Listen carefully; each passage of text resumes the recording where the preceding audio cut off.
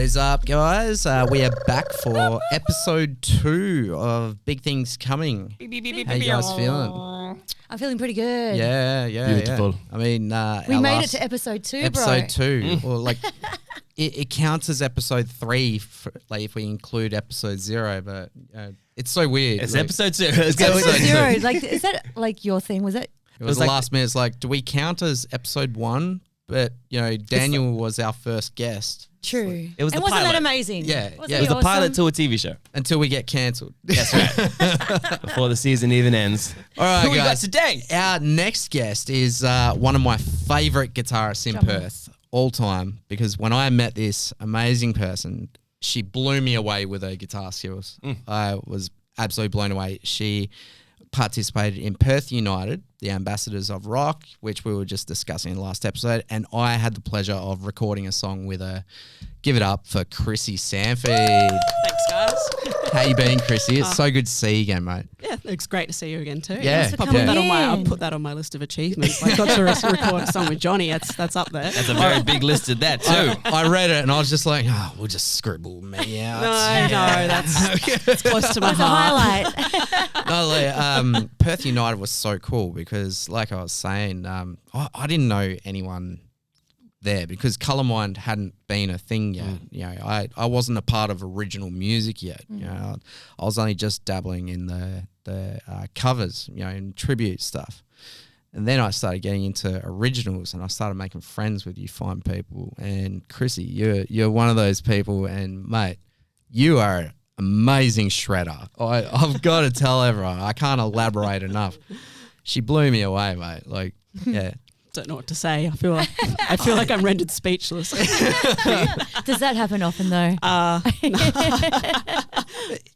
To then find out, like you play for an all-girls ACDC tribute band as well, like Ballbreaker. Yeah. Man, tell us about it. How is that? Ballbreaker, like that is probably the most fun band I've ever been in. The dynamics between all members is just amazing. It's just everyone's always positive. Like we're all kind of on the same page. Yeah. Like we're just. It always looks like you guys are having like the best time on stage. It's genuine. Like, you can love see it. that. Yeah, Like, absolutely. so you're taking like Angus's part, am I right? Yeah. Like, so you're like Krissy Young, Like, Wow. Without the school uniform. Oh, mate, like, Have you ever thought about it though? Yeah, I have. I haven't You'd rock quite it. worked out how to do it so it looks good yet. Like I sort of, when the first couple of shows, like we kind of dabbled, like I was wearing shorts, I was wearing a tie, trying to put my own spin on it, and then I kind of went back to just, the cap. I don't know how that stays on his head. I was like, is it glued? I don't know. Like 2 seconds is like flying off with me. So yeah, like how that whole band came together was through Mal Osborne. So he literally did pick the members that he thought would gel together for this project as well, and he just absolutely nailed it. Yeah, that's awesome. And even though we've got Beck on guitar now, like I've played with Beck in a separate band, and she's one of the nicest people on the planet. I think she's so lovely, awesome. And like I still see Selena quite regularly. Yeah. Miss her playing. So you've got a wicked chemistry going. We do, we really do.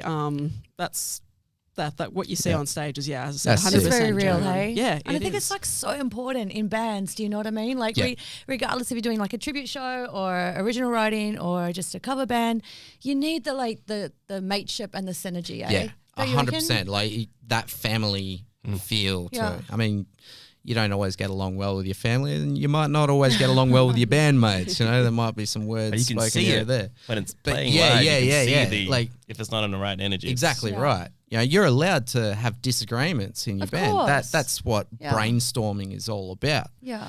But the minute, you guys get on stage, like all that shit's forgotten. It's about the music then, something bigger than you, right? Exactly right. Yeah. Speaking of Ballbreaker, yes. are there many other acts that you've bands that you've created and been in? Yeah, I think the list is probably up around 20 now. Oh, days. Yeah, I've been in a lot of bands. This ain't your first rodeo. no, Ballbreaker's like probably number 17 or something. But yeah, like I think that's where you go back to like having the dynamics with band members and stuff. And like I've always been like a very driven person, and I think one of the hardest things I found in terms of like getting band dynamics right is we're not on the same level of motivation a lot of the time. That's definitely... It's a killer, right? Yeah. Well, it's like the old saying, you're only as good as your weakest link. And sometimes it's like, well, we don't, this guy's willing to play drums for us. He's, chronically unreliable. But then it's like, then we don't have a band if we don't have him as a drummer. Exactly and right. It's like, it's just got to make all those kinds of really complex decisions. Like, if there's a lot coming into it. Needs to be done.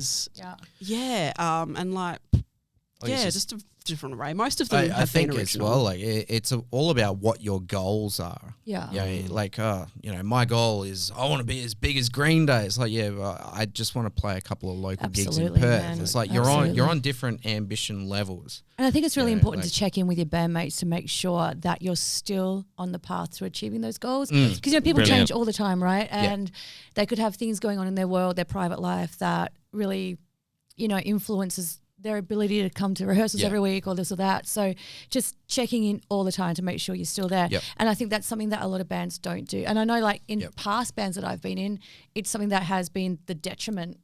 Like, you're just assuming that everything's cool, and then all of a sudden it's like, oh, I have to leave. It's like, what the fuck? Can really like, make it's like this big surprise. And then you got all that momentum, then it's just got to come to a crashing halt. It's hard. It's really, really band it's a roller coaster. Even if you're not catching up in the rehearsal studio or whatever, just go out for a drink or a coffee. It's like, all right, my band, Colourmine, let's just catch up. We'll play some video games, get a pizza or something. And let's just talk about where we want to be in 12 months or 5 years. It's good to have like a 5-year term, 5-year goal, and a short-term goal as well. Like I want to get this single out, but in 5 years, I want to be touring America or something like that. And that's a great way, like brainstorming the band's goals. It's vital. So important. And absolutely. And like I like especially in the past, like I went through phases where I was getting people to ask me in their band like weekly. Like it was insane. And a few of them I would say yes to, and it was always like, where you guys doing? What are your plans? And it's like they had no idea. They just saw me, I think, and it was just like, oh, she does things. She'll make it happen. She can fit in, kind of thing. But I'm like, I'm not gonna go take over your band. Like, that's right. I'm not your magic ticket to anywhere. Right. I think that's important for new musicians that are out there now, and they're thinking about starting up a band. Make sure you've got a goal in place, guys and girls. Just make sure that you've got something, an idea. As long as you've got like a leader in your band as well, like because you need leadership. Otherwise, you're all just going to be looking around like, oh, what are we doing today? And if you have like 4 or 5 strong opinions and strong characters, that can become messy too. Could start butting heads. You gotta work the dynamics out. Because there's times where I know I've had to stand up as a leader and times where I've had to step back. Kind of learn to read the room. Really. I was like, okay, I can see this person's the passionate one. They're motivated. They're doing everything right. I can take a step back. Because it is a lot of pressure to be the leader and like organizing everything, like doing the gigs. Like that's another reason I love Ballbreaker. We've got a manager. Media, I know. The finances. It's like I can just do the fun stuff now. I don't have to worry about all the admin, the promo. It's like, I mean, I still do some of it, but it's I love that so shit. much weight off. I love that shit. Like content creating is so that's your jam. It's so much fun. Like it. Do you reckon though? That's your thing? It could be really stupid. Like, you've seen a couple of Colourmine videos where you think... You've made some doozies. What are you doing, Johnny? I love burning food with Johnny. That needs to be a full show. I've been thinking about bringing it back out. I was just how I miss it, actually. But the thing is, I love cooking. That's the thing. I actually do love cooking. My fiance Cassie, she can back me up here. I don't actually burn a lot of food. All right, maybe I do, but we've all been there. Maybe a burnt snag or something. Speaking on Ballbreaker, obviously it goes to show that Highway to Hell. Oh, yes. Was it last year or the year before? It was 2020. So 2020. it was Longer. literally like weeks before COVID. Because I was paying pretty close attention to what was happening in Italy, and I was aware of what Australia's sort of, I don't know, was it laws with the whole lockdown thing? We so were I was still like, learning at that time. Don't come here, don't come here. Like, do not like kill this for me. Right. And that was just the best experience of my life, really, I think, as a musician. And like, I don't think I've ever had stage fright in my life, and I don't know if I would classify what I had as stage fright, but I just remember like this huge weight of just savouring the moment, I think, because like opportunities like that are just so hard to come by. And like, we got to literally headline a stage in that massive festival. Yeah. And like, you couldn't even count the crowd, particularly hard because it was wider than it was deep. Of course, there was people climbing buildings. Oh man, it was I just dream for I that may have shit. been one of them. But yeah, unfortunately we had to get our set cut by about half an hour because just the trucks being a bit slow and everything. So, you know, that cuts a little bit deep as well. But yeah, it was But you still did it. Oh, absolutely. And it's one of those gigs, and it's just like, you know, so intrinsically rewarding. Like, you know, there were ones like, you know, you don't want any payment for it all. It's just like, that's just what you're a musician for. Yeah. And funnily got accused of miming afterwards. But well, the funny thing is that I even killed my wireless because I was just like banging it into my leg. And like, by the time, you know, a whole lot of Rosie comes on, I'm like, this is my big show off moment. Yeah. And I'm like, through that second chorus, I'm like, no, I've killed the wireless. So I had to very quickly change to just a direct lead. And like, who mimes technical difficulties? Like, she's faking it. I know, she's faking that. Attention to detail, right? Like, I would know. She's a very good actress. But yeah, it was just.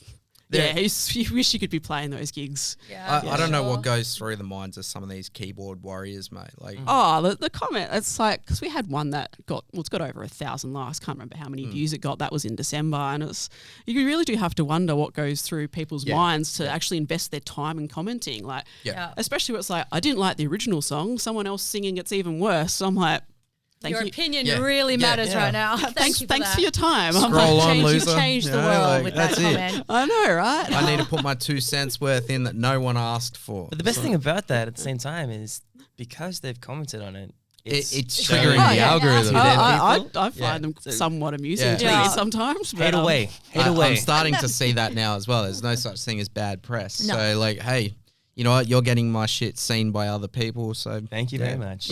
Bring on the hate. Yeah, it's just about how you look at it. Yeah, and I take them with a grain of salt. And even the ones that are quite critical, I don't mind them. Like, won't necessarily agree with them, but to me, I'm like, if I can get something from the criticism that can make me better, I will take that on board. Yeah. I don't know if that's weird, but no, I wanted to actually just kind of ask the question because you're the first female guest we've had on. So I just wanted to ask that question, like, how has it been for you in your experience in the music industry as a female musician, just getting up there, doing your thing, something that you're so full of passion about and with and just fueled with so much talent?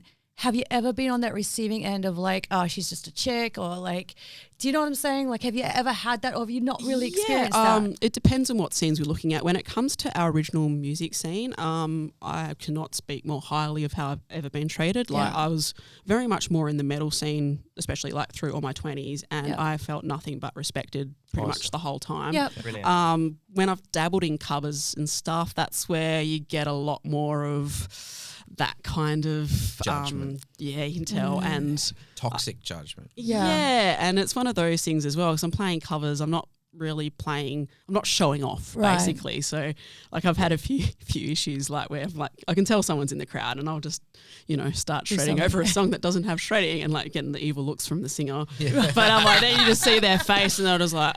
I was like, but the face is priceless. Maybe I just can't do covers because. Oh no, but you can. It's just like, is there room for you in that? In the sense of, are they ready for somebody like yourself? Like, do you know what I mean? I think a lot of it has got to do with their insecurities, egos, all those weird things that attribute to that. I mean, I know I've been in like a tribute show in a Chris Cornell cover band, and I remember we were doing and it was myself and another guy, Kev from Hail Mary, and we were playing at the Newport, and we just walked on stage, and there's this dude down the front. What the fucking chick doing? Chris Cornell, I was just like, yeah. Dude. And you know, like it kind of puts you off. Like if you're about ready to like get into it, it's just like this gnarly fuckwit in front of you, already like degrading you, and it's like, bro. Before you even started? Yeah, we just walked on, and and Kev just looked at me. He's like, "Don't worry, you'll be right." I'm like, "I know I'll be fucking right. I mean, it's like, I'm fine." Yeah. But it's just like the expectation, right? And the perception that people have, and so then we did the show, and it was great, and this guy was ruined by the end of it, like hammered, and he goes, "Oh, that was fucking amazing." Yeah, I was like, "You were the same guy 50 minutes ago saying that I was going to suck because I'm a girl and I can't sing Chris Cornell music." Like, if you start the first song, then he just goes, he's like, I messed up. I don't think it's something that we'd give like thought to in the moment. I don't think it's something that I'd carry with me, but I just wanted to sort of see how your vibe had been and your experiences it's challenging. And like on that term, like with ACDC, we get a lot of that. I would imagine. We'll get a lot of comments like, bitches can't play ACDC. I was like, we're not even referred to as women, we're bitches. Thanks. That's... But yeah, I don't even try and win them over. I'm not interested in even proving myself to those kind of There's no room for it, right? And the comments are coming from, these knuckle draggers that wouldn't even be able to play an E minor chord on a guitar anyway. Yeah, it's always the ones that actually don't play. And always. Yeah, and just oxygen thieves. I feel confident enough in my ability where I'm not going to... But I feel like in society now, it's kind of like dulling down a little. Like it's just that people are like kind of getting what's kind of cool and what isn't, you know? And it's great to have musicians like, say, like Nita Strauss, who's like... at least out there and be like, chicks can shred. Of course. So absolutely. Yeah. And until I met you, I didn't actually know that many female guitarists, to be honest. There's not many of us. And what's really humbling, like this is going back to Ballbreaker again, is whenever we play shows, like the amount of women that will come up to me afterwards and they'll just like, they're just blown away and it is so empowering because they're like, you guys are just like living my dream. And I was like, oh my God, like it's so good to see like a woman up there just doing what guys can do. And that's what you want. You want that like to feed off and create inspiration for others and as well. And I never, that was just a perspective that I never took because I was just like, this is what we've always done. I really love guitar. Like nothing was ever going to stop me. I didn't care that none of my heroes were females. Yeah. In fact, I was mostly inspired to play guitar from Dio. Right. But I was like realistic. I was like, I'm never going to sing like that guy. But I'll do the next best thing. I can play the guitar to his songs. Yeah. Oh, that's awesome. I'm just reading here. I'm sorry. Like Deep Purple borrowed your guitar amp? Yeah. They did. How did that happen? This is actually going through Jacob. Yeah, so I think his dad was working at a music store. I can't remember which one in particular. And Deep Purple were here and they needed an Engel amp. And not too many people had Engel amps at the time. And Jacob's like, I know a person. And they just specified they wanted Engel. So that is incredible. Like, did they give it back? Yes, they did. Did they sign it or do something nice for you? No. I'll just hold that on to it. I just got to help out these small bands. Just remember me, okay? Like. Speaking of legends, Alice Cooper. Yes, you had a very eclectic history with the man. Yeah, he's good. We go way back.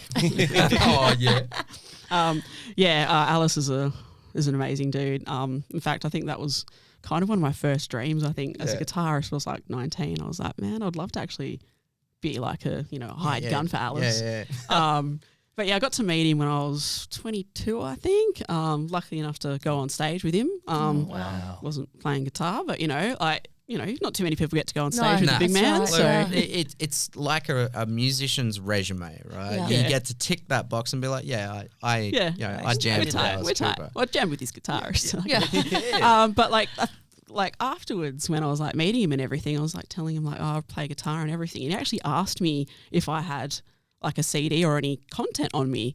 And I was definitely not that kind of person, still not really am, but didn't really think twice of it. But he was actually looking for a guitarist at the time. Man. And I was just like, man, you don't get too many opportunities in life like that. I'm not saying that I would have got it or even felt like I would have been ready for it, but it's like it was such a big wake up call to be like, if you get little opportunities, you really need to capitalize on them. Grasp it with two hands and do not let the fuck go. Absolutely. Yeah. And so like when he was doing that competition a couple of years ago, where he was going to vote for the best guitarist on one of his covers, like I was so busy. Like I was uni work, had exams coming up. I'm like, I was very much no time for this at all, like very much to the word. But I was like, no, I'm going to make time. So good.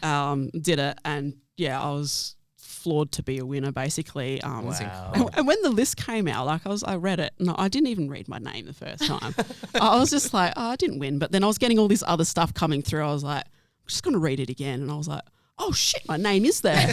Like, I did win. And I think my mum was like next to me at the time. Like I kind of just fell to the floor. Like it was just, he's like my stage idol. Like just the theatrics, the performance he puts on is just, next level. And like you had like your 8 Mile moment, like I was like, I've made it. Yeah. But I don't think there's anything like being like a person in the world who has like an idol and somebody you look up to and like, and then they actually are real, like they're there. Yeah. And then that happens and it's like, what? Like, full circle. And I won a T-shirt as well, but it was like, oh, you get a special gift. And I was like, it was a T-shirt just from the merch store, but I'm like, that's obsolete. It was like, I'm framing this. Alice Cooper picked me. He knows my name. That's incredible. He's got it tattooed on You've had so many accolades, in the past, like telethon and such. Yeah, I got to do telethon, I think 3 times now. 3 times. Yeah. Was it just you going on and just shredding? Or was it a band? Or in band. So we did the Perth United one. Was that last? Well, year before now. That was 2022. Yeah. At the end of that, Yeah, so we've done that. Perth United. Yeah, and then I did it 2 years in a row, quite a few years before that, sort of with a Freedom Blue project I was in, which was sort of bringing awareness to like orcas in captivity. Mm-hmm. So I was in the band with Mel with that one too. Oh, so nice. Yeah. Oh, I love that. So with your original stuff, like I've seen some of your videos that you've posted and some of the things that you write and it's like it's just phenomenal. But what's your process with that? Like where do you come from with it when you're sitting down to write something? Is it just like a mood? Is it a feeling? Or you're like, I'm just going to set out to write this kind of song right now? That's a really good question. It varies. Like at the moment, I think I'm having a bit of difficulty with that, which is why I find like it's a really good question because I will start like 30 songs and then I'm like, I've lost the inspiration where I'm going with this because like it's really challenging when you're just working with yourself because it's like you're missing that feedback from others. I'm like, is it really good? And then because I haven't been releasing that much, I'm just like, I'm putting too much weight on what each individual song I'm doing is. Yeah.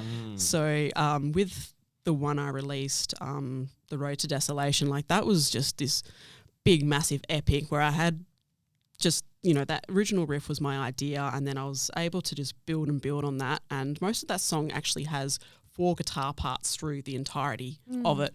Absolute nightmare to mix. Like I learned so much. Like I felt like the recording aspect was maybe like 2% of my time. Right. The rest of it was just like, how do I actually get each guitar separate enough to actually hear what they're doing because it's all distorted nuances and it's just a lot of that song is just a wall of sound. Like the drums are full on, like you got 4 guitars, you've got a bit of keys in there, you got bass. And I think one of our team members here at Big Things Coming would really love to discuss this with you. His name's Jardel. He's a guitarist for Who Cares.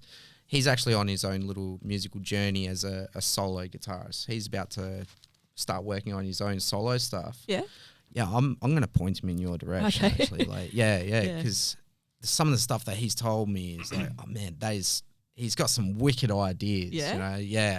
Might be worth you guys working together on something. May I ask, is your solo stuff predominantly instrumental? Yes, it has been. I'm going to try and maybe get into some vocals, like whether I just get people to guest on the new stuff that I'm writing. I've heard you sing. I've heard you sing. It's terrible, but When we did Are We Having Fun, we were doing the group chants. Like, oh yeah, let's just forget my trying to scream there. I was just like not committing. I was like, oh, this is just bad. It's You- very you and I difficult were not when you're having a under good the day. friggin' microscope. And I remember sitting in there that day and everyone was sitting in the control room. Yeah. This person's there trying to record vocals and they're all like, Oh, like the other bands as well? because there was like Wow. so many different artists there and stuff, and you know, and people just going in to do their line, and it's I think it's even nerve wracking as a person that claims to be a singer, can actually sing. You know, like it's nerve wracking having like all these people in there because you can hear every single bad thing that goes on vocally, and then like you get people who don't sing all the time but want to just jump in and be a part of it. Yeah. And I thought, A God backseat damn, like driver. I thought, far out. That takes some guts to do that, man. Like, yeah, that would have been very scary and nerve wracking. Yeah, like props to you guys. I know I'm not great. Like I'm all passion and not a lot of restraint. But I'm aware of it. I need some singing lessons pretty badly. But yeah. I don't even consider myself to be like a backing singer. I just shout. Well, that's all about I it, need to do in Ballbreaker. Yeah, Just yeah. oi and balls a lot of the time. Yeah. Like, my vocals sound like I'm stepping on a cat. It's bad. you know? Fight. Fight. Yeah, that fight. Yeah, Burn. Yeah. Burn. Shit, you know my song, man. It's like I've seen you perform before. Oh my goodness. Oh, it's so good. It's like keep them simple. It's all good. Yeah. And like I had a real problem with doing Live Wire, the backing vocals for that, and Kat eventually told me she's like, because you're saying why, it's just wow. Yeah, I'm like, wow. oh, that's why I'm not a great singer as well. I think because I'm like, she's like, you're pronouncing the word properly. Yeah. You're actually Don't saying it right. overpronunciate I'm like, your Live words. Wire. Hey, Krissy, like you've brought in some pretty sick looking guitars here. Now, I'm under the impression like there's some guitars you've painted and some that you've built. Am I right? Yeah, that's correct. Oh yeah, man, I mean, like all show us. Yeah, What have we got? Which one do we want to start with? Well, because I want to hear you shred. We've got this little baby Marshall here, but let's work our way up to it. Let's work our way up to it. Still a little showcase. Show us some of the guitars that you've painted, and then we'll work up to Mr. Horsepower. Okay, well, I'll start with we'll do the big first horse. one, which is the rainbow guitar. Okay. Oh, I love this. So I did this one when I was probably about 19, I think.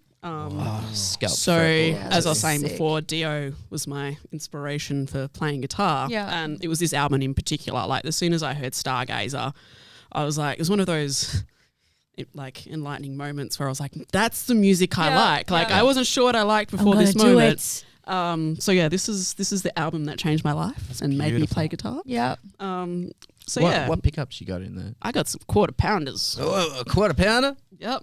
God damn. That was a tapped one, but I might have soldered it a little bit hot and it doesn't quite work. But It looks cool. look, looks I've got amazing. better qualities than soldering. That can be a job for Dad. So you painted that yourself? Yes. Oh man, you're so talented. Yeah. I used to be I used to paint a lot like through high school, and that I was always very good at art, and then music sort of took over, and I haven't really That medium of creativity. that level of painting. Yeah. Would It's you exceptional. would you be open to like offering your services to the public? Like if someone asks you, can you paint my guitar, Or is it predominantly a passion? It's Personal passion. Look, it's She looks like she's on the spot and doesn't know how to Yeah. answer. Like she's going to say personal the wrong passion. thing. Like, the problem is like when people want anything, I guess, creatively done, it's like they don't have a clear vision of what they want. Yeah. And they're just like, no, just do something. Oh, man, and then 'cause it's like, So much pressure. I need gonna a have to give guitar me painted something. from you. You need to have I really do. I still want to get one of my guitars painted like that two-tone carnelian paint. Yeah, so that's out of my. I'd say that's out of my skills. I'll do it, bro. It won't be good, but I'll give it a shot. We'll just do it with Yeah, nail mix polish. some bro. like Easy. powders. Easy. I know a guy. We'll have a couple of beers, paint each other's nails, and we'll paint my Hash it guitar out. as well. I was gonna say you're probably better at that kind of painting than me. I did some industrial spray painting when I was younger, but that was only using like acrylic paint, I think. I can't even remember, but I was shit house at it, man. So, That's all right, man. So harsh. What's next on the agenda? what guitar you got next? Oh, this one. This I is can't awesome. see it from here, so everything's a surprise for me This sitting is here. awesome. It's an unveiled. Oh, my God. Oh my goodness. All right, so this is a V I bought.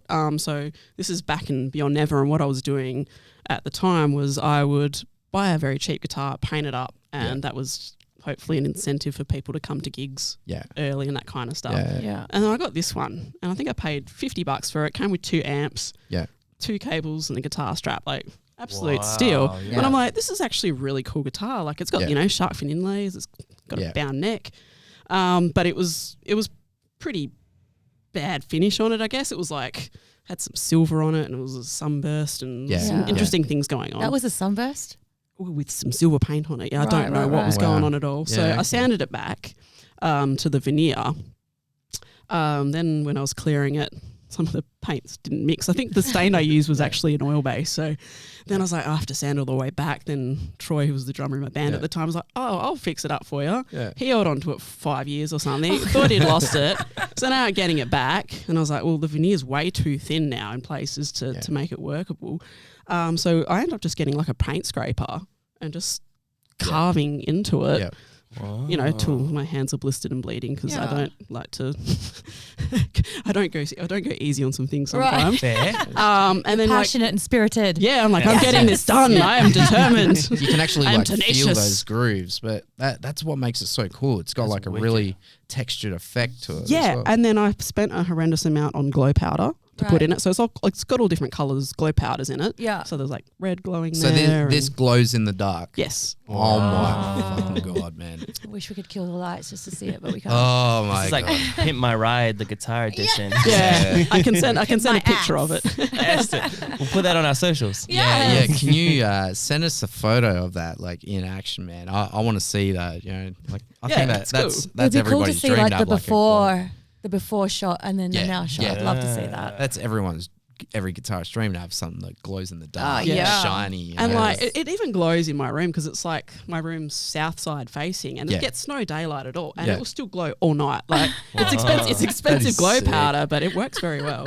But this one here, like that's the quickest guitar I've ever done. Like I think I got this pretty much smashed out in a weekend. Yeah, right. Like time wise. Man, that is so cool. Yeah, it I is. It's love so it. epic. I absolutely love it. Yeah. So if all guitars were that quick and easy, because the next one took 4 years. Oh wow, okay. Speaking of the piece de resistance, the creme de la creme. Also, a big shout out to Dave Gillum Music. Thank you so much, our sponsor. We are moving on to Krissy's last guitar that she's brought today, one of many, and this is Mr. Horsepower. Mr. Horsepower. Now, why is it called Mr. Horsepower? Well, that there is, as you can see, Mr. Horsepower. Clay Smith cams. But the story behind this guitar, I don't know how many people are Spinal Tap fans. Yeah. So it doesn't actually appear in the movie, but for, I don't know if it was like a release celebration kind of thing. I think it was in 2001. They actually made 25 Mr. Horsepower themed guitars with Music Man. Yeah. Right. And they were all just to raise money for, I think it was pediatric kidney research. Right. So to buy one these days, I think you're looking at least a minimum of $20,000. Oh my gosh. Wow. I like to think I'll at least get $25 for this one. It's got racing stripes on the back. It's got It goes exhaust faster. pipes. It's got exhaust pipes. Because I just thought I'd be a little bit creative in some areas because the exhaust pipes are just whammy bars. Right. Yeah. So I was like, that works. That's such Genius. a cool touch.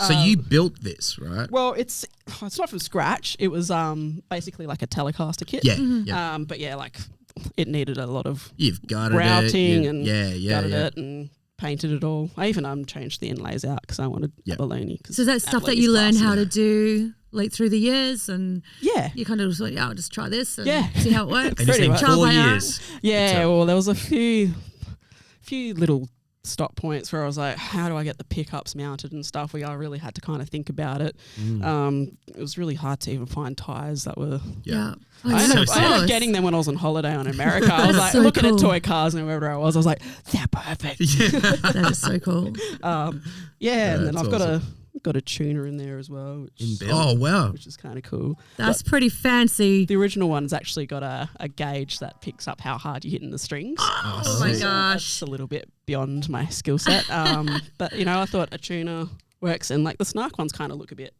like a racing kind of thing. Yeah, like a speedometer.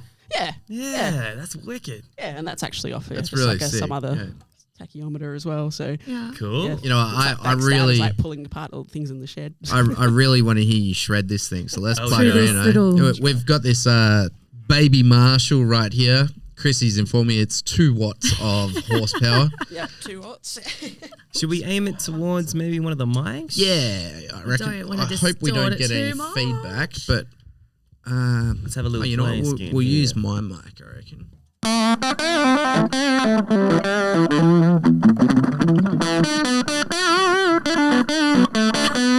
That's sick. That's what tone, you know?